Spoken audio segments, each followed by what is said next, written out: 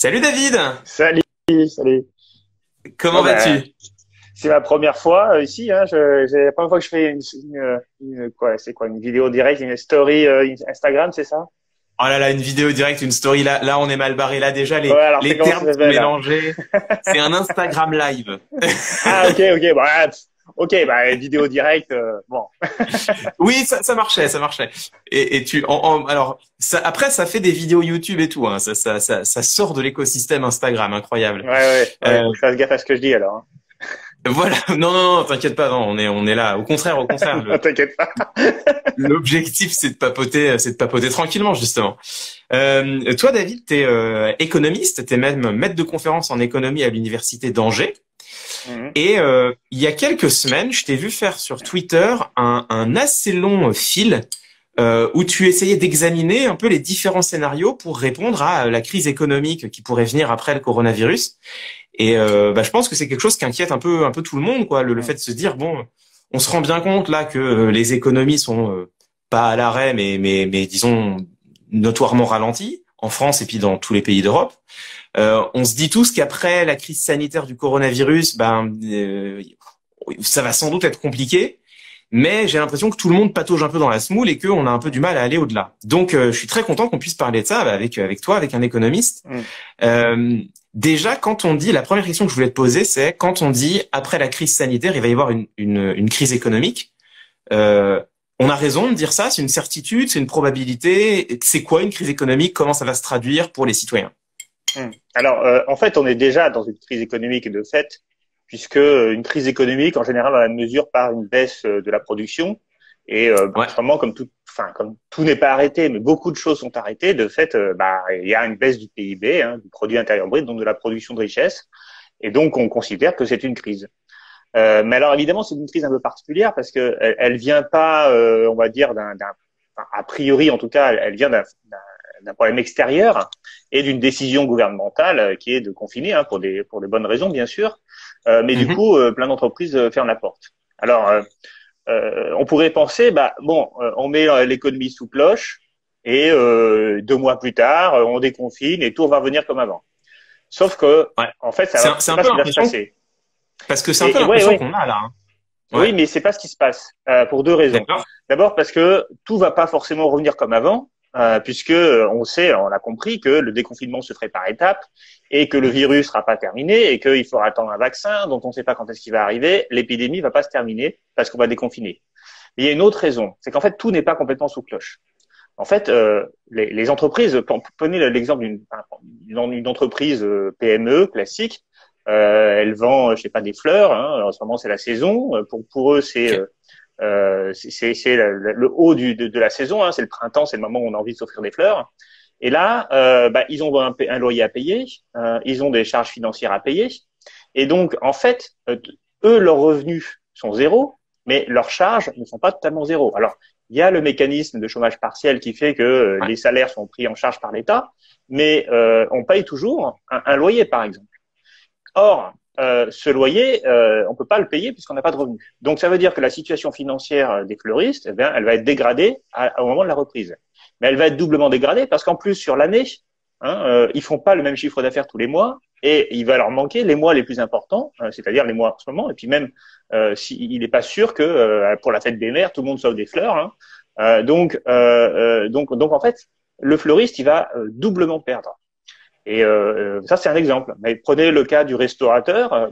Lui, il a une salle de 50, hein, donc il a un loyer à payer, il a des charges, il a des salariés, etc. Il a une cuisine qui est faite pour avoir 50 couverts. Et on va lui dire, vous pouvez reprendre, mais cette fois-ci, il faudra espacer les tables de telle façon qu'il ne pourra plus avoir que 20 couverts. Hmm. Là aussi, il risque Mhm. de se retrouver Et avec des rentrées d'argent qui ne sera pas celles qu'il avait l'habitude d'avoir. donc la première chose qu'on comprend, mais en fait ça il faut, c'est important de le réaliser, c'est que c'est pas si simple. C'est pas juste une parenthèse d'un mois, 2 mois, et puis après on repart Hum, comme avant. C'est que ça va se prolonger dans le temps, et puis il y a des mois perdus qui en fait ne peuvent pas hum, réellement être retrouvés. Euh, ouais. du coup, les mesures qui ont été décidées par le gouvernement pour tenir pendant cette crise, le chômage partiel qui a été très largement étendu. Donc le chômage partiel concrètement c'est quoi? C'est l'État qui paye les Ouais, salariés des entreprises alors qu'il n'y a pas de boulot, c'est ça, hein. c'est ça, c'est Euh, ça. Et ça coûte à peu près 1 milliard d'euros par jour, j'ai cru comprendre. Ouais. Toi, est-ce que tu penses que c'est une bonne gestion? Est-ce que tu penses que c'est à peu près ce qu'il fallait faire? Est-ce que toi, t'es d'accord? Globalement, oui. C'est-à-dire que l'objectif, je vais y revenir après, mais l'objectif, c'est d'éviter au moment de la reprise toutes les entreprises fassent faillite. Hein. Donc, et Ouais. que les gens, ils aient plus du tout d'argent et qu'ils se mettent à faire des activités au noir, qui seraient contre le confinement pendant la période où ils ont pas d'argent. Donc, il faut le chômage partiel permet aux entreprises de garder en quelque sorte leurs salariés avec eux, et donc de pas détruire les collectifs de travail. Ce qui se passe aux États-Unis, par exemple, où il n'y a pas le système de chômage partiel, c'est que du coup les entreprises licencient, les gens ils sont dans la nature, et après quand il est au moment de la reprise, on ne pourra pas les recruter parce qu'ils auront eu d'autres activités, ils seront partis, ou ils auront envie de changer leur boulot, etc. Donc l'idée du chômage partiel, c'est une bonne idée. Par contre, moi, je serais quand même allé plus loin. Je vous ai dit, ce problème de loyer, c'est quand même un vrai problème, quoi. Moi, je comprends pas pourquoi aujourd'hui ceux qui prennent des risques, c'est-à-dire les entrepreneurs qui ont des entreprises, sont obligés d'arrêter leur activité et donc de plus avoir de revenus. Par contre, les propriétaires de logements, surtout les propriétaires de locaux, comment dire, Commerciaux. d'entreprises, Ouais. eux, ils Mm. ont encore le droit de toucher un loyer. Moi, ça, c'est un truc qui me dépasse, quoi. Je veux dire qu'on favorise Et la d'ailleurs, rente, en tout cas, et qu'on Emmanuel Macron avait défavorise annoncé, l'activité. Emmanuel Macron avait annoncé qu'il n'y aurait pas besoin de payer les loyers pour les entreprises. Et alors, ça n'a pas été très clair du tout. Alors, au début, il a Ouais. dit effectivement, et on a eu un peu cette idée-là, hein, mais après, Mm. finalement, c'était pas le cas. Et puis ensuite, l'État a dit oui, mais peut-être que l'État pourra prendre en charge le loyer. Alors ça aussi, non. Enfin, moi, je vois pas pourquoi l'État devrait prendre en charge le loyer. Hein, c'est notre argent. Bon, bah voilà, chacun prend des risques. L'entrepreneur, il prend des risques. Le propriétaire, il n'y a pas de raison qu'il soit absolument protégé. Voilà, donc pareil pour les charges financières. On peut, alors il y a des choses qui ont été faites par les banques, hein, mais parfois c'est pas clair. Enfin, le banquier, parfois il dit, alors par exemple il dit, on repousse le paiement on va dire du remboursement, hein, et c'est normal, mais on maintient les intérêts pendant la période. Bah, moi je Mm. vois pas pourquoi on devrait maintenir les intérêts. C'est comme le loyer, c'est pareil. Donc je pense que les mesures ont été prises pour sauver les entreprises, mais pas suffisamment, ce qui veut dire que certaines entreprises vont faire faillite. Et donc Mm. ça va poser un vrai problème. Et d'autre part, on a quand même beaucoup protégé les propriétaires, les rentiers, hein, si je puis dire, ou Mm. voilà, enfin, je veux dire, peut-être qu'on aurait pu leur donner de l'argent autrement, hein, mais Mm. demander à ce que le loyer soit payé comme le reste, alors qu'il n'y a plus d'activité économique, me paraît pas normal. Voilà. Mm. Alors, bon bah donc là, la gestion de crise, on comprend que c'était possible d'aller plus loin, mais que au moins le chômage partiel, ça éponge une Mm. partie des dégâts. Alors il y a une question que tout le monde se pose quand même, c'est que pendant des années, l'actuel gouvernement, celui d'Emmanuel Macron, a dit explicitement, les amis, il n'y a pas d'argent magique. Et là, Ouais. tout d'un coup, on est en train de dépenser 1 milliard d'euros par jour juste pour le dispositif du chômage partiel, en plus d'un plan d'aide spécial pour les hôpitaux, d'un plan d'aide qui a été annoncé aujourd'hui pour les personnes en grande difficulté. Il vient d'où cet argent? Comment ça se fait que là, tout d'un coup, il y a des milliards comme ça qui sont apparus? Ouais, alors il y a beaucoup de milliards qui apparaissent, donc comme quoi il y avait de l'argent magique. Mais pour le coup, moi et mes collègues des économistes atterrés, on a toujours dit que l'idée qu'il fallait réduire notamment les dépenses d'investissement alors que les taux d'intérêt sont très faibles, c'était absurde. Et évidemment, on a non seulement réduit les dépenses d'investissement public, mais en plus on a réduit les services publics, l'hôpital, etc. Et ça fait longtemps qu'on le dénonce. Donc effectivement, de l'argent, il y en a puisque les taux d'intérêt sont très faibles. Et que l'État peut emprunter aujourd'hui à un taux zéro. Hein, donc ça veut dire que avec l'inflation, en fait, il emprunte et à la limite, il gagne de l'argent. C'est un peu paradoxal, mais enfin, autant profiter de cette situation. Donc là, l'État, il emprunte massivement pour sauver l'économie. Donc tout d'un coup, on redevient pragmatique. Donc ça, c'est amusant aussi parce que on nous a dit un dogme, la dette c'est terrible, etc. Puis maintenant, on nous dit finalement la dette c'est pas très grave. On nous a dit il faut privatiser ADP, etc. Puis finalement, tiens, on va peut-être nationaliser Air France. En plus, dans l'aérien, c'est pareil. Voilà, on devient tout d'un coup pragmatique. Mais ça, c'est normal. Hein. Quand on est confronté à une crise inédite, on essaie de trouver des solutions. Alors, en fait, il faut rajouter quand même une petite chose, c'est que l'argent, c'est pas si simple que ça. Mm. Le problème qui s'est passé, c'est qu'au début de la crise, quand tous les États ont commencé à emprunter, les taux d'intérêt ont réaugmenté, y compris un peu par la D'accord. France. Et ça a commencé à faire peur. Alors les taux d'intérêt, c'est ce que l'État paye, et c'est décidé par les marchés financiers. Et donc on a eu une grosse intervention de la Banque centrale européenne qui a dit, dans ce cas-là, moi je rachète les obligations d'État, et en fait elle fait baisser le taux d'intérêt, et ça a permis en fait de lâcher, on va dire, du lest, et que les États puissent financer un peu tout ce qu'ils veulent. Donc finalement aujourd'hui, on n'a pas de problème à ce niveau-là. Alors, donc là, en fait, concrètement, bon, la réponse, c'est ce que tu viens de dire, quoi. La réponse à la question, c'est d'où vient l'argent? Il vient de l'endettement. On endette les États et on profite du fait que les taux d'intérêt soient extrêmement bas. Ce qui d'ailleurs, pour faire l'avocat du diable, on pourrait dire que une partie des économistes, dont toi, pendant des années, ont défendu le fait de profiter des taux bas pour investir, enfin pour emprunter, mais pour investir, donc notamment les énergies renouvelables, enfin construire l'avenir, etc. Alors que là, on est en train d'emprunter pour éponger la situation. C'est pas des investissements ce qu'on fait en ce moment. On sauve notre économie. Oui, on sauve l'économie, mais en fait, c'est une forme d'investissement. Oui. Parce que concrètement, pourquoi je dis ça? Parce que là, l'idée c'est d'éviter que les faillites se multiplient. Donc, à mon avis, je l'ai dit. Je pense que ça va peut-être pas totalement l'éviter. C'est-à-dire qu'il va y avoir malheureusement sans doute des entreprises qui vont faire faillite. Mais si vous avez plein d'entreprises qui font faillite, je veux dire 10 ou 20% de l'activité économique qui s'est arrêtée parce qu'on peut plus produire parce que les entreprises ont fait faillite, là on va se retrouver dans une situation extrêmement embêtante. Donc l'idée d'aider les entreprises maintenant et les ménages, etc., pour que au moment de la reprise, ça puisse reprendre puisque tout le monde n'aura pas fait faillite, c'est plutôt une bonne idée, c'est plutôt une forme d'investissement. Le problème, c'est que parce qu'il faut quand même dire les limites du truc. C'est pas toi l'endettement public. Parce qu'on peut pas emprunter à l'infini. C'est-à-dire que là, à un moment donné, on voit bien on imagine bien on va arriver à un seuil ou à un niveau où il va bien falloir penser au remboursement. Alors non, en fait, on remboursera jamais la dette parce que l'État ne rembourse jamais la dette. Il a fait tourner, il a fait rouler en fait. C'est-à-dire que quand il commence quand une dette arrive à échéance, il réemprunte. Et en fait, ça c'est pas un problème. Là, on considère que la dette publique va passer de 100% du PIB à 120, 130% du PIB, peut-être plus. Ça va dépendre de comment ça va se passer dans la deuxième partie de l'année. Puis ça va dépendre aussi de la baisse du PIB, parce que un ratio, s'il y a deux, il y a le numérateur et le dénominateur. Si le PIB baisse, le ratio augmente. Mais ça, c'est pas, c'est pas très grave, puisque encore une fois, l'État, en fait, aujourd'hui, on contrôle les taux d'intérêt avec la Banque centrale européenne. Et comme ils sont quasiment à zéro, le fait qu'on passe à 200, à 120, à 130, de toute façon, vu qu'on remboursera jamais, en fait, ça n'a pas d'importance, vraiment. Le niveau d'endettement, le coût de l'endettement pour la France aujourd'hui est très très faible. Il ne faut pas penser que l'État c'est comme un ménage. Non, ça marche pas. Attends, David, est-ce qu'on peut s'arrêter un instant? Et est-ce que tu peux expliquer un peu mieux ta phrase de toute façon on remboursera jamais? Un remboursement, parce que globalement, moi-même j'ai du mal à comprendre. Alors vas-y, explique-moi. Parce que globalement, l'État ne meurt pas. Il vit tout le temps.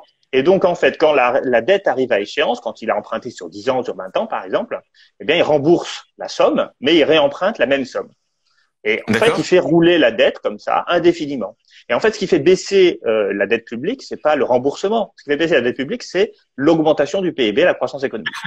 Voilà. Mais même s'il n'y avait pas de croissance, de toute façon, vu que le coût de l'endettement est très très faible, il n'a jamais été aussi faible, ça n'a aucune importance. Je veux dire, ce qui compte, c'est combien on paye en intérêt chaque année. Avec les taux d'intérêt zéro, on paye quasiment zéro. En fait, et les taux d'intérêt continuent de baisser parce que la vieille dette qui avait des taux d'intérêt un peu élevés, elle se termine. Une échéance de dette, ça peut être 10, 20, 30 ans.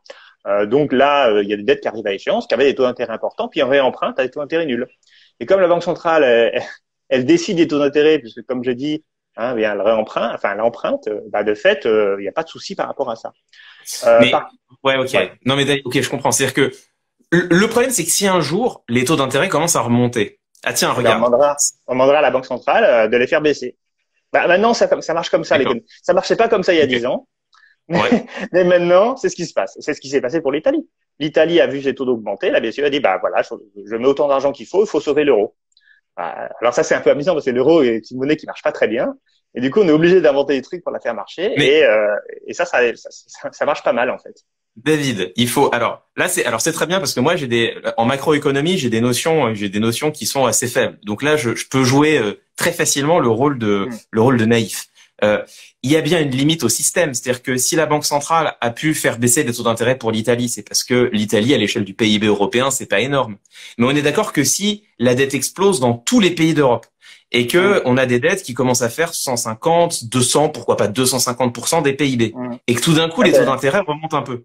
Le jour où les taux d'intérêt remontent un peu, alors qu'on a 250% de PIB de dette qu'on fait tourner, là on est d'accord qu'on est un peu dans la merde. Pas vraiment en fait. Non mais c'est marrant, mais parce que le Japon, il a 230% de PIB de dette, donc c'est un cas qui existe, hein, et il a emprunté massivement là récemment pour faire face à la crise du coronavirus, comme tout le monde. Il a même distribué de l'argent à tout le monde, hein, aux ménages, comme ça. Et alors qu'ils sont moins touchés que nous, hein, quand même, par la crise du coronavirus. Ils sont pas confinés au Japon. Hein. Il se passe un peu des choses différemment. Et donc, ça n'empêche de rien. Pourquoi? Parce que le Japon, il contrôle ses taux d'intérêt. Pourquoi? Parce que c'est l'emprunt, il emprunte sur sa propre économie. Alors nous, les emprunteurs sont des Japonais. Nous, en France, c'est pas tout à fait pareil. Nos emprunteurs sont beaucoup étrangers, mais c'est des étrangers de la zone euro et c'est contrôlé par la Banque centrale européenne. Mais moi, je te dis ça. Enfin, c'est nouveau en fait. Je veux dire, cette manière de penser, elle est nouvelle, elle est liée à ce qui s'est passé en 2008 et à la manière dont on a répondu à la crise.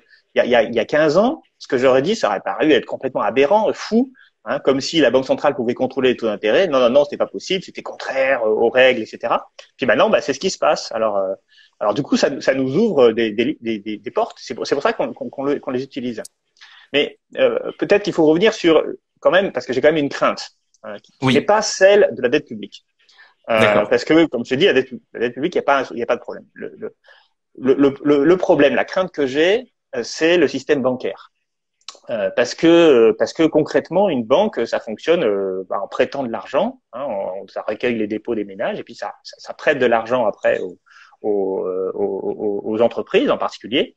Et là, ben, comme je dis, il va y avoir des entreprises qui vont faire faillite. Alors, tous les ans, il y a des entreprises qui font faillite. Les banques perdent parce que quand une entreprise fait faillite, elle rembourse pas ses créanciers, donc c'est la banque.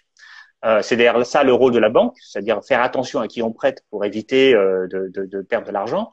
Mais là, il va y avoir évidemment un pic de faillite non anticipé, non calculable. Enfin, dire aucune banque ne pouvait, personne ne pouvait imaginer que tout d'un coup, ça allait avoir un truc. Là, on parle quand même d'une baisse du PIB de genre de 5, 6, 7, 8, 10%, quoi. Hein, c'est un truc.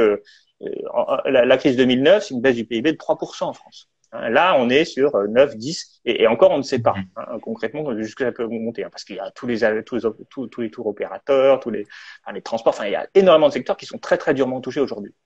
Donc, ça veut dire que les entreprises vont faire faillite, donc ça veut dire que les banques vont avoir des pertes.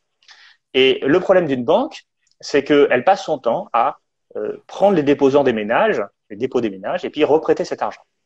Elle a un ratio, un ratio de solvabilité qui est une forme de matelas qu'elle a pour si jamais il y a des faillites, eh bien qu'elle puisse éponger les faillites. Hein. Donc le matelas, il est légalement, il est à 9%, 8-9%. Ça veut dire que si elle a plus de 8 à 9% de ses créances qui sont pas remboursées, elle est en faillite. Et ça, c'est possible que ça arrive. Alors, je dis pas que ça va arriver. Hein, on ne sait pas, c'est compliqué. Et puis elles vont être aidées sans doute, etc. Mais si des grandes banques font faillite, alors on a un problème. Parce qu'une grande banque comme la BNP, par exemple, c'est 2000 milliards d'euros d'actifs, c'est-à-dire l'équivalent quasiment du PIB français. Et ça, c'est qu'une seule banque. C'est-à-dire que si toutes les banques européennes font faillite, on arrive à des sommes absolument astronomiques. Et le problème, c'est quand une banque est faillite, parce que les gens, ils n'ont pas conscience de ça. On dit, les dettes, il n'y a qu'à pas les rembourser. Les banques, il n'y a qu'à les laisser faire faillite. En fait, c'est pas si simple. Parce qu'une banque qui fait faillite, tous les créanciers de la banque perdent de l'argent, donc les autres banques, parce que les banques se prêtent beaucoup entre elles, donc les autres banques perdent de l'argent, donc ça crée une crise systémique. C'est ça. Mais aussi les ménages perdent de l'argent, parce que l'argent que vous avez mis, je dis vous pour tous ceux qui regardent en ce moment, et votre compte bancaire, qu'est-ce qui est marqué en dessous? Crédit en votre faveur, la créance qu'on détient sur sa banque. En fait, tout l'argent qu'on possède dans sa banque, c'est de l'argent qu'on a prêté à la banque. Et dans le cadre des faillites normales, quand une entreprise est faillite, eh bien les créanciers perdent de l'argent. Alors, en fait, nous, on est protégés. On est protégés pour deux raisons, parce qu'on a un fonds de garantie européen. Je vois Ouais. dans le chat, il y a beaucoup de gens qui sont en train de dire, mais alors qu'est-ce qu'il faut faire? Est-ce que moi, il faut que j'aille retirer mon argent à la banque tout de suite? Voilà. Non, non, parce qu'il y a des protections. C'est pour ça. Ben, après, encore une fois, attention. Hein, tout ce que je dis, c'est C'est en une cas crainte. de crise systémique. Voilà, c'est une crainte. C'est pas un Ouais. fait avéré pour l'instant. Donc, si tu as, faites attention à ce que je dis, les gens ils vont se ruer dans un compte bancaire. De toute façon, en fait, ça mettra pas en faillite le système. Hein. On peut imprimer autant d'argent qu'on veut. Hein, mais bon, par contre, il va falloir vous stocker vos liasses de billets. Et si vous êtes cambriolé, ben, vous allez pas tout perdre. Bref, peu importe. Ce que je veux dire, c'est que si les banques font faillite, il y a un système de protection à deux niveaux. D'abord, un fonds européen des garanties, qui est, les banques elles cotisent à une assurance commune. Et si on a une qui fait faillite, eh bien, cette faillite, elle est prise en charge par ce fonds de garantie. Alors, on comprend bien que le problème du fonds de garantie, c'est que si toutes les banques font faillite en même temps, ça va être un peu compliqué. Hein. Donc là, il y a un deuxième rideau qui est l'État. L'État, il a l'obligation de garantir l'argent de tous les comptes jusqu'à 100 000 euros. Le problème, c'est que ça fait beaucoup d'argent. Voilà, ça fait beaucoup d'argent. Si on doit renflouer tous les comptes, on arrive à beaucoup plus que 250% du PIB. Voilà, c'est plutôt 300, 400, 500% du PIB, donc en plus de la dette actuelle. Bah ouais, donc là, et puis alors en plus c'est bizarre parce que on sauve l'épargne avec, enfin bref. Donc du coup, je ne sais pas ce qui peut se passer à ce moment-là. Il faudra qu'on trouve une solution collectivement, politique, pour savoir comment rétablir le système bancaire. Alors, ça peut être une opportunité pour revoir profondément le système bancaire, pour tout nationaliser, par exemple, pour dire, bah, écoutez, pour décider d'ailleurs qui on sauve et qui on ne sauve pas. Parce que on peut ne pas sauver. Donc tous les comptes de plus de 100 000 euros, bah, ils peuvent être atteints. Ça c'est la loi. Hein. On va pas sauver les comptes de plus de 100 000 euros. Oui, vous dites les gens là, faut tout retirer. Mais si vous avez moins de 100 000 euros, a priori vous avez moins de 100 000 euros. Donc ça va quoi. Vous n'allez pas, voilà. Mais bon, sinon il va falloir décider politiquement. Peut-être qu'on pourra dire, ben voilà, on va peut-être prélever quelques petits comptes. Hein. C'est ce qui s'est passé à Chypre. On a prélevé des comptes. Alors, on a fait des trucs pareils, on a fait des trucs bizarres parfois. En Islande, quand tout le système bancaire s'est effondré, que l'État pouvait absolument pas sauver tout le système bancaire, ils ont décidé qu'ils allaient sauver tous les épargnants islandais, mais ils allaient ne rien rendre à tous les étrangers. Alors, c'est pas très sympa pour les étrangers, mais au moins ils se sont sauvés eux-mêmes. Bon, il faut espérer que les choses ne passent pas comme ça, parce que déjà en France, ça servira à rien, on n'a pas assez de comptes étrangers. Ce qu'il faut préciser, David, c'est que là, on est sur le scénario catastrophe, le pire du pire, quoi. En fait. C'est ça. Et en fait, on se rend compte que même le pire du pire, on voit bien comment est-ce que ça peut cascader vers des trucs vraiment pas sympas. Mais bon, en fait, on est sur des taux de probabilité archi ultra méga faibles. C'est-à-dire que, de toute façon, il y aura une politique qui va reprendre la main. On va pas laisser le système bancaire s'effondrer en disant aux ménages, bah maintenant vous n'avez plus rien. Et puis surtout, c'est absurde parce que les banques, c'est pas juste des dépôts d'argent. Les banques, c'est aussi des moyens de paiement. Si les banques font faillite, on peut plus payer, on peut plus utiliser sa carte bleue, on peut plus acheter quoi que ce soit chez les personnes, on peut même plus retirer de l'argent dans le distributeur. Donc là, je peux te rassurer et rassurer tous ceux qui écoutent. Ça va pas se passer comme ça. Enfin, je veux dire, il est évident que le gouvernement va pas dire ah ben tiens laissons-les tomber l'ensemble des banques et puis d'abord c'est absurde et ensuite on peut tout à fait trouver un système. Sauf que si vraiment il y a un scénario extrêmement catastrophique, il faudra discuter collectivement de savoir comment on fait. Mais moi, je suis prêt à parier que les ménages, on va dire, avec les petits déposants, les petits épargnants, c'est pas eux qui vont payer pour ça. Enfin, je veux dire, voilà. Enfin, sinon, il y aurait une révolution dans la rue. Donc, faut pas trop s'inquiéter. Si on a un peu d'argent en banque, faut pas s'inquiéter par rapport à ça. Par contre, ça peut être intéressant d'un point de vue politique. Moi, je parle en tant qu'économiste. Ça peut être intéressant d'un point de vue politique parce que ça va nous obliger à repenser complètement notre système bancaire, à repenser peut-être à se dire là peut-être qu'il y a des gens qui ont un peu trop d'argent, cet argent il dort, il sert pas à grand chose. Peut-être que voilà, on peut prélever un peu sur là-dessus. Peut-être qu'on peut redistribuer un peu les cartes. Voilà, c'est ça qui peut être intéressant. Alors David, une fois qu'on a dit tout ça, il reste que il y a une crise économique qui se dessine pour l'après-crise sanitaire. C'est ce que tu disais. On y est déjà en réalité. Moi, la question que je voulais poser avec toi, c'est qu'est-ce qu'on va faire? C'est-à-dire que j'ai entendu plein de choses. Déjà, j'ai entendu Emmanuel Macron dire qu'il allait falloir inventer un monde d'après qui pourra pas ressembler au monde d'avant. Mais j'ai aussi entendu Bruno Le Maire dire qu'il allait falloir faire des efforts et travailler Ah oui. davantage. Et ça ressemble quand même un peu au monde d'avant. J'ai entendu des gens qui commençaient à parler de choses curieuses, genre on va faire de la monnaie hélicoptère. Euh, Mm. Quelles sont les différentes options sur la table et d'après toi, c'est quoi la meilleure? Alors, prenons les unes après les autres.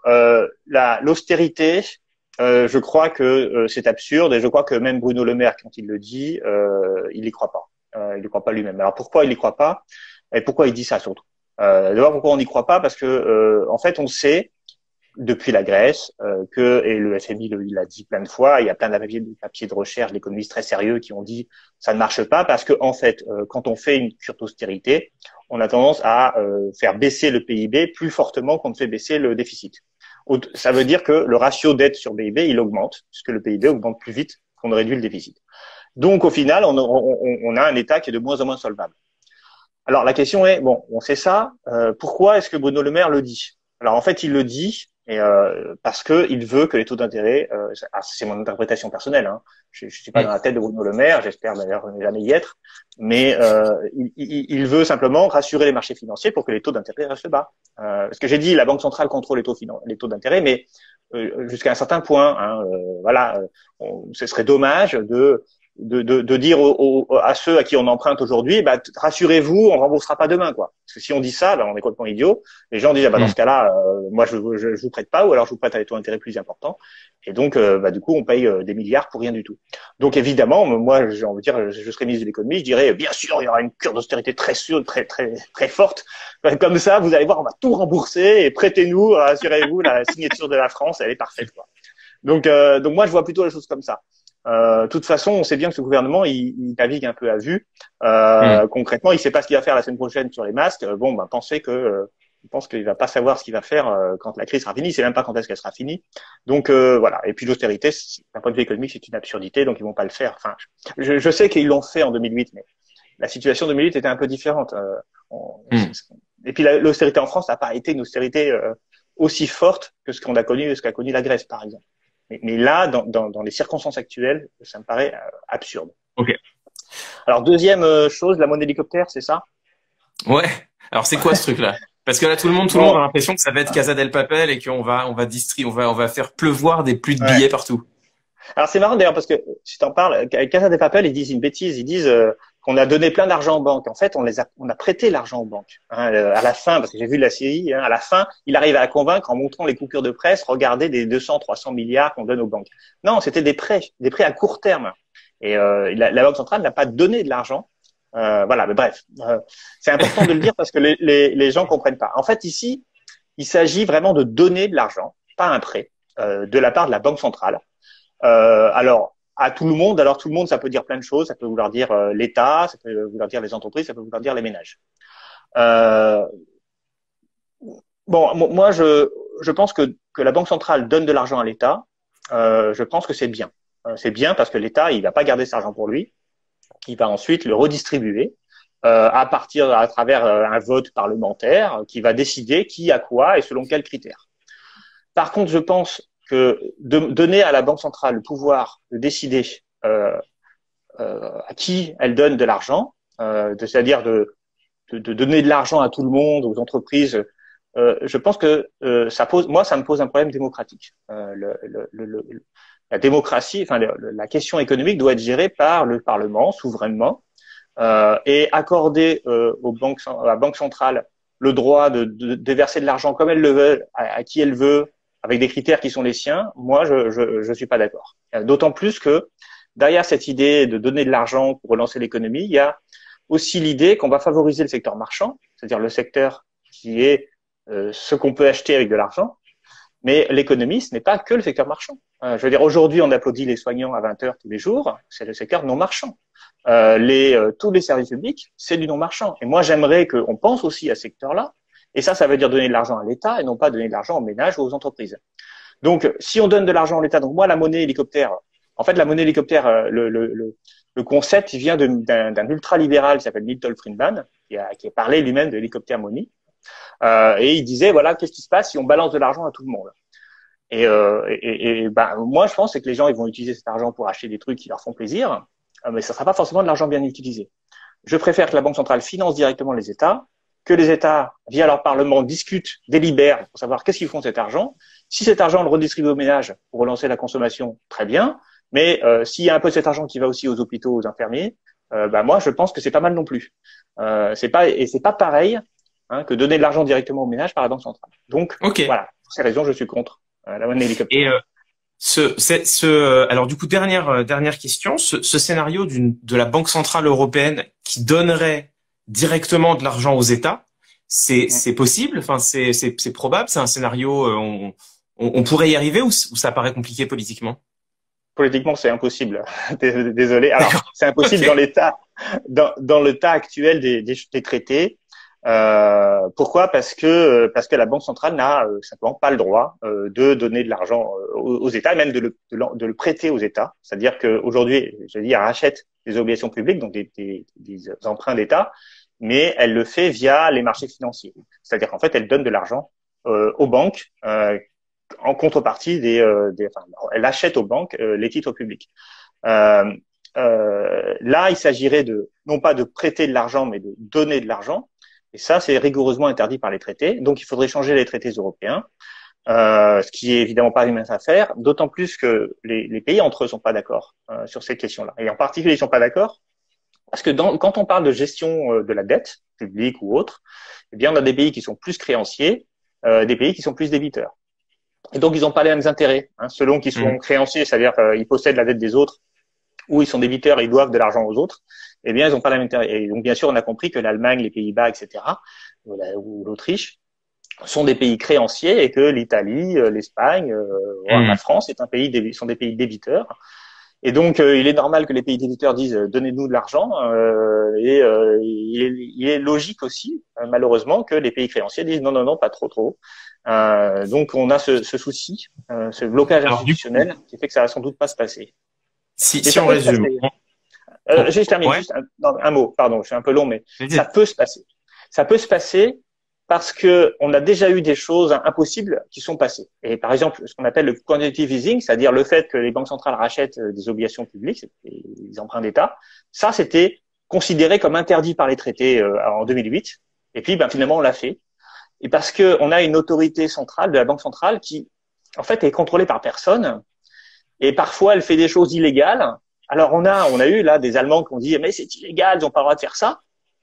Et du coup, ils sont allés voir à la Cour de justice de l'Union européenne, qui a dit en fait si c'est légal, parce que c'est la Cour de justice qui est aussi une autorité indépendante qui décide de ce qui est légal ou non. Donc, comme la Banque centrale européenne, elle doit sauver l'euro, et elle doit sauver les banques.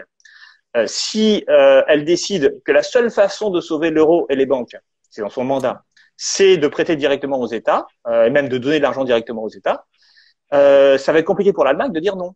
C'est-à-dire que pour changer les traités, c'est pas possible, on peut pas le faire sans l'accord de l'Allemagne. Mais pour faire un truc illégal, comme la Banque centrale européenne est indépendante et que la Cour de justice de l'Union européenne est indépendante, c'est possible. Alors c'est un coup de force, mais en fait des coups de force comme ça dans l'histoire de l'Union européenne, il y en a eu plein. Et ça, c'est possible. Je dis pas que c'est ce qui va se passer. En réalité, je n'y crois pas. Mais on est dans un champ tellement ouvert où toutes choses peuvent se passer. Même Bruno Le Maire qui dit qu'il veut nationaliser, pourquoi pas? Bon écoute, c'est très éclairant. Moi, ce que je retiens pour ma part, c'est que à la fin des fins, l'hypothèse qui toi te semble économiquement la plus pertinente, elle n'est pas possible démocratiquement parce que les traités sont verrouillés par une partie des pays. Et donc, la seule voie d'accès pour y arriver, c'est une voie qui n'a absolument rien de démocratique puisque ce serait la Banque centrale qui déciderait tout seul en rendant des comptes à personne, quoi, grosso modo. Ouais, c'est déjà ce qui se passe, en fait. C'est déjà la Banque centrale qui sauve tous les pays. Et alors, le fait pas par esprit d'humanité, le fait parce que c'est la seule façon qu'elle a de sauver l'euro.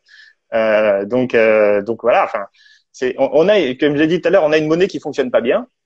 Mais on a une banque centrale qui est toute puissante et qui peut faire un peu ce qu'elle veut. Donc, elle fait en sorte de sauver l'euro et ça arrange pas mal les pays, certains pays en fait, de fait. Mais c'est un peu bizarre, quoi. C'est un peu baroque comme situation. Donc, bon, moi, ce que je pense, enfin, au fond, c'est que il va y avoir quand même falloir remettre tout ça à plat, qu'on ait une discussion politique. Si on avait une crise systémique, ça serait l'occasion de le faire. Je dis pas qu'on en aura une, on n'aura peut-être pas une, mais dans ce cas-là, il y aura d'autres manières, sans doute, de remettre les choses à plat. Puisque cette crise, elle montre quand même que notre système fonctionne pas très très bien, quoi. Eh ben écoute, David, ce sera le mot de la fin et ça nous permet en tout cas, tu nous éclaires sur ce que c'est qu'une crise économique, la période que nous vivons et quelles sont les différentes options pour en sortir. Eh ben, merci à toi. Merci de ton invitation. Et bonne Merci soirée. beaucoup. C'était passionnant. Merci David. À très bientôt.